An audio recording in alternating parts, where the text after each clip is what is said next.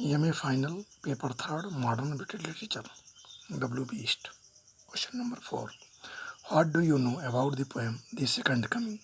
Second coming नामक कविता के बारे में आप क्या जानते हैं? Answer, the poem is one of the greatest poem of the world literature. यह कविता अंग्रेजी साहित्य की एक महान कविता है। The poet seems to be rooted in the past. ऐसा प्रतीत होता है कि कवि का संबंध कब इस कविता की जड़ प्राचीन काल से संबंधित है। एट द सेम टाइम, उसी समय, ही प्रोक्लेम्स, वो दावा करते हैं,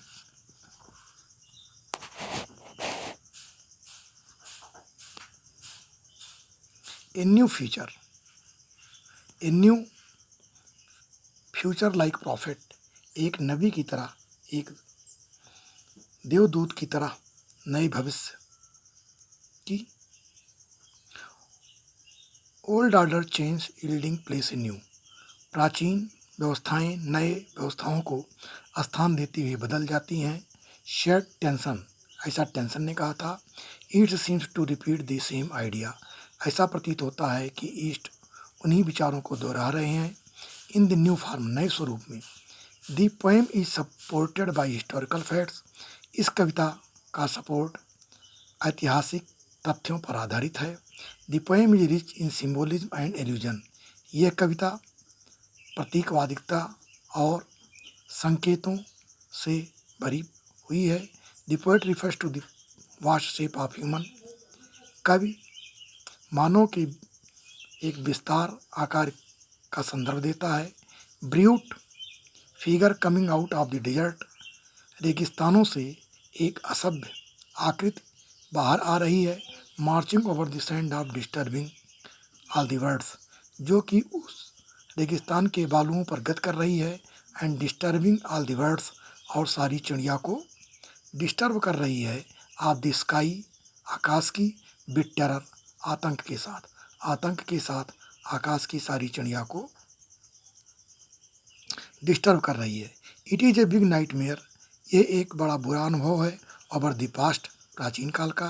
the poet refers to the wheel of history, कवि इतिहास के चक्र को दोहराता है।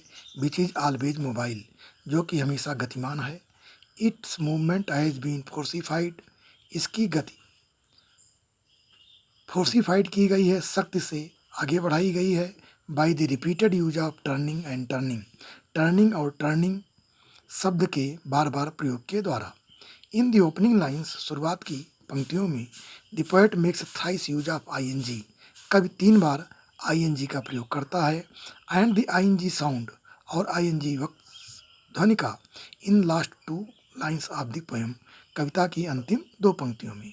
The poet producers out of 4 sound 4 times, कवि 4 बार इन ध्वनियों को उत्पन्न करता है। Which signifies the slow movement of the masters figure, जो उस भीम का आकृति की धीमी गति को संदर्भित करती हैं। The poem is reminiscent of the metaphysical imagery, यह कविता पारलौकिक कल्पना की यादगार है। एंड यूनिफिकेशन ऑफ सेंसिबिलिटी, और संवेदनशीलताओं की एकात्मकता की यादगार है। It also wears the impact of Eliot tradition, ये इलियट की परंपराओं के प्रभावों को धारण करती है। एंड इंडिविजुअल टैलेंट, और व्यक्तिगत बुद्धिमत्ता को। थ्रू द इमेजरी, इस कल्पना के द्वारा। द प्रेजेंट प्रेडिकामेंट, वर्तमान स्थिति। द पोएट प्रोक्लेम्स, कवि घोषणा करता है।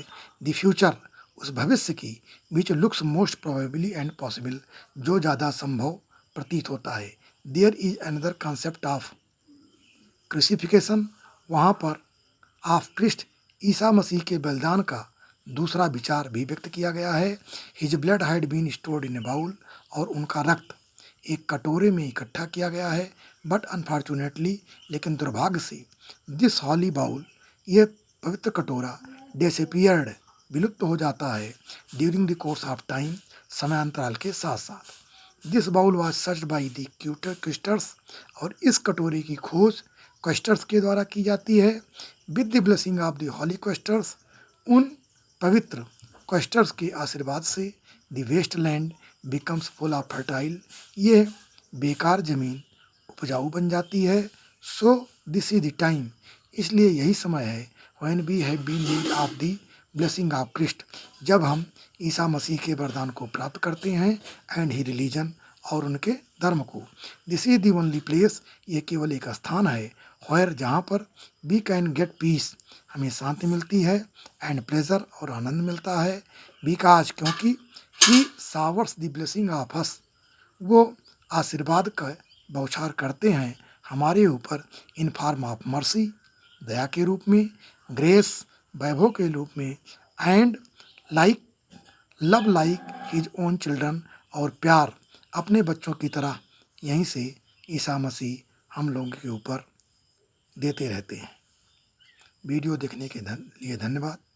वीडियो देखने के लिए धन्यवाद। कृपया इस वीडियो को लाइक, शेयर और सब्सक्राइब अवश्य करें, जिससे कि अन्य बच्चों को भी लाभ हो सके। धन्यवाद।